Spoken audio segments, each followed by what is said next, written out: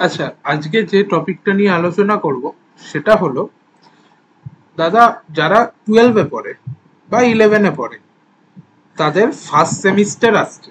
September মাসে first semester, মানে হাতে এখনো 1 মাসের বেশি আছে। তো আমাদের সময় যেটা হতো, মিড টার্ম এক্সাম গুলো সব না লেখা হতো। এখন এটা ফার্স্ট সেমিস্টার করে দিয়েছে হলো এমসিকিউ, 40 মার্কসের। এবার এমসিকিউ শুনলে দুটো চিন্তা মাথায় আসে। এমসিকিউ থেকে দুটো চিন্তা মাথায় আসে, রাইট? প্রথম চিন্তাটা কি, দাদা কোনো চাপ নেই, কপি করে নেব বা টুকে নেব। দ্বিতীয় চিন্তা কি, যে একটা যদি ভুল হয় তাহলে 1 নম্বর গেল। ঠিক আছে, এমসিকিউ যতটা শুনতে ইজি লাগে, জিনিসটা কিন্তু ততটাও ইজি নয়। যারা নিট জেই প্রিপারেশন করছে তারা তো জানিস, বাট স্টিল বাকিরা যারা হয়তো জেনারেল লাইনে পড়বে, এখনো ওইভাবে নিট এই নিয়ে ভাবেনি, তাদেরও বলা দরকার। এমসিকিউ হয়তো শুনতে বেশ ভালো লাগে, যে 40টা কোশ্চেন 40 মার্কসের, আরামসে করে দেবো দাদা, এমসিকিউ শর্ট কোশ্চেন আছে। আরে ভাই, যখন বড় বড় অঙ্ক আসতো, তার একটা মানে একটা লেন্থ পেপারের অনেক সুবিধা আছে। লেন্থ পেপার বলতে মানে যেখানে সব রকম টাইপের কোশ্চেন থাকবে। সুবিধাটা কি, ধরে নেওয়া যাক একটা বাজে ছেলে আছে, ঠিক আছে, বাজে ছেলে না মানে যে একটু কম পড়াশোনা করেছে, সেও না যদি একটা 5 মার্কসের কোশ্চেনে 2-3 লাইনও লিখে আসে না, মানে ধরা যাক কোশ্চেনটা কপি করলো, 2-3 লাইন এগোলো, তারপর পারলো না, সে কিন্তু অ্যাটলিস্ট 5 মার্কসের মধ্যে 2 মার্কস পেয়েই যাবে।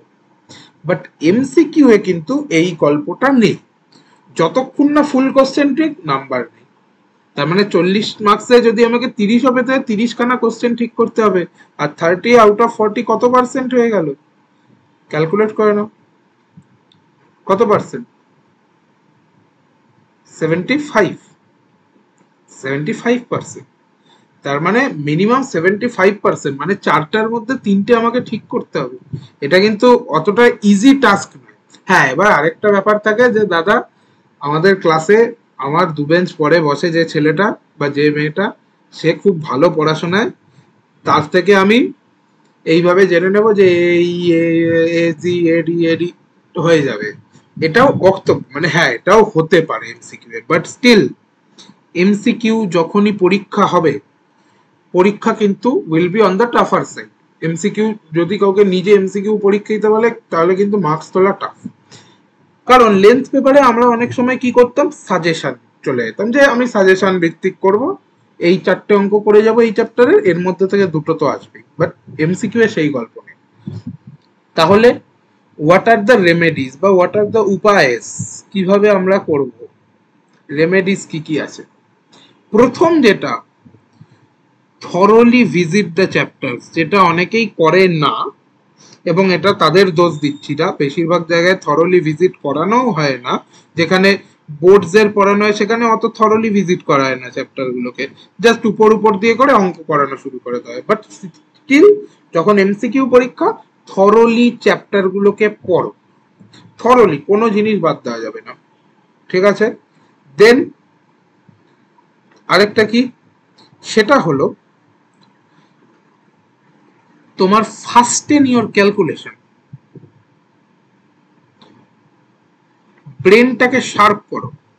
কারণ এমসিকিউ এ অলওয়েজ কি হয়, 40খানা কোশ্চেন, তো যদি একটু ঠিকঠাক ভাবে ভাবা যায়, একটা 100 মার্কসের পেপারে খুব বেশি হলে কোশ্চেন থাকে হলো 20 থেকে 25খানা, 30খানাই ধরলাম, 40খানায় 100 মার্কসে বা 40 মার্কসের যদি একটা লেন্থ পেপার করতে হয়, তাহলে কোশ্চেন খুব বেশি হলে থাকবে হলো 10 থেকে 12টা, 13টা।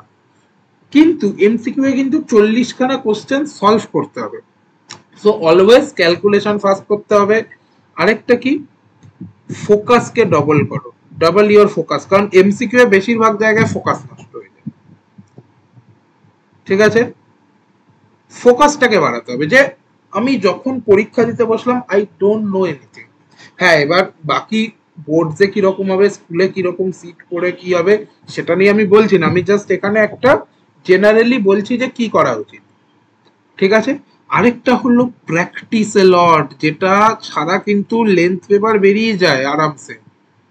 কেন দাদা? ওই তো এসএন দেব বইটা ছিল এখানে রাখা, আমি খুললাম, রিলেশন চ্যাপ্টারটা ছিল, আমি ওখানে 3টে অঙ্ক দেখলাম, করে চলে গেলাম, ওর মধ্যে একটা এলো, আমি করে দিলাম, হয়ে যায়। বাট যখনই আমি এমসিকিউ এ শিফট করলাম, যতই এসএন দের এমসিকিউ থেকে আসুক বা অন্য জায়গা থেকে আসুক, আমাকে কিন্তু প্রচুর প্র্যাকটিস রাখতে হবে। ঠিক আছে? অনেকটা এমটিজির একটা বই আসছে না, ফিঙ্গার টিপস, ওই রকম ফিঙ্গার টিপসে আমাকে ম্যাথসটা রাখতে হবে। সো জিনিসটা শুনতে যতটা সহজ, করতে কিন্তু অতটাও সহজ নয়। এমসিকিউ এর একটা খারাপ দিক আছে, এমন অনেক চ্যাপ্টার আছে 11-12-এ যেগুলো কিন্তু অনেক বেশি লেখার উপর জোর দেয়, এবং লেখাগুলো কিন্তু ভেরি ইম্পর্টেন্ট হয়। এমসিকিউ কিন্তু সেগুলোকে অ্যাভয়েড করে দেয়। এবার যখন আমি প্রথম 40 মার্কসের এটা দিয়ে দিলাম, ভালো কথা দাদা, এই জায়গাগুলোই তো এবার কোচিং টিচাররাও তো এইভাবেই পড়াবে সাধারণভাবে। কেউ কেন বড় জিনিস করাতে যাবে যখন দেখছি এমসিকিউ কোশ্চেন হচ্ছে? ধরলাম আমি 6টা চ্যাপ্টার এইভাবে শর্টে পড়লাম, যেই ফাইনাল দিতে গেলাম 6টা চ্যাপ্টারের বড় কোশ্চেনও আসবে, ঠিক আছে, আমি পারলাম না। আর যদি আমি খুব ভুল না করি, সব চ্যাপ্টারই থাকবে ফাইনালে, আর যদি নাও থাকে, যদি হাফও থাকে, স্টিল আমার লেখার অভ্যেস দাদা চলে গেছে, আমি লিখতে ভুলে গেছি, আমি তো লিখিনি, আমি তো এমসিকিউ করে কাটিয়েছি। সো এই একটা প্রবলেম দেখা গেলেও যেতে পারে। স্টিল এটা নিয়ে অত ভাবার দরকার নেই, যা নিয়ম হয়েছে সেইভাবেই তো আমাদের চলতে হবে। তো এই কয়েকটা জিনিস। আরেকটা হলো, যে কোনো ভালো বই তুলে নাও, ঠিক আছে, যে কোনো ভালো বই তুলে এমসিকিউ প্র্যাকটিস করো। আমি বলবো বোর্ডস এর জন্য, কেন এই বইটা আমি বলছি তারও কারণ আছে। ছায়া প্রকাশনীর, যতদূর ছায়া প্রকাশনীর ডক্টর কাঞ্চন পাহাড়ির ম্যাথামেটিক্স বইটা, কাঞ্চন পাহাড়ি, কারণ আছে এটা বলার, কারণ বইটা খুবই ভালো বই, আমি নিজে দেখেওছি, প্লাস উনি আমার টিচার হন, ঠিক আছে, মানে আমাকে 12-এ পড়িয়েছিলেন। সো উনি অ্যাজ এ টিচারও খুব ভালো, তার অ্যানালিসিসও খুব ভালো হয়, এবং ছায়ার কিন্তু ওই বইটা বেশ হেল্পফুল হবে। এটার স্পেশালি সেমিস্টার সিলেবাসের জন্য 11-12-এর বই এসছে, আমি জানি না ইংলিশ ভার্সন এসছে কেন, এসছে কিনা, ঠিক আছে, স্পেশালি সেমিস্টার সিস্টেমের সেমিস্টার 1-এর এমসিকিউ এর বই এসছে ম্যাথসে, ঠিক আছে। ইংলিশ ভার্সন আছে কিনা আমার আইডিয়া নেই, স্টিল বাংলা ভার্সনটা আমি দেখেছি। তো আমি বলবো, আমি সবাইকে করব, উপদেশ দেব যে এই বইটা কিনে পড়লে ভালো হবে।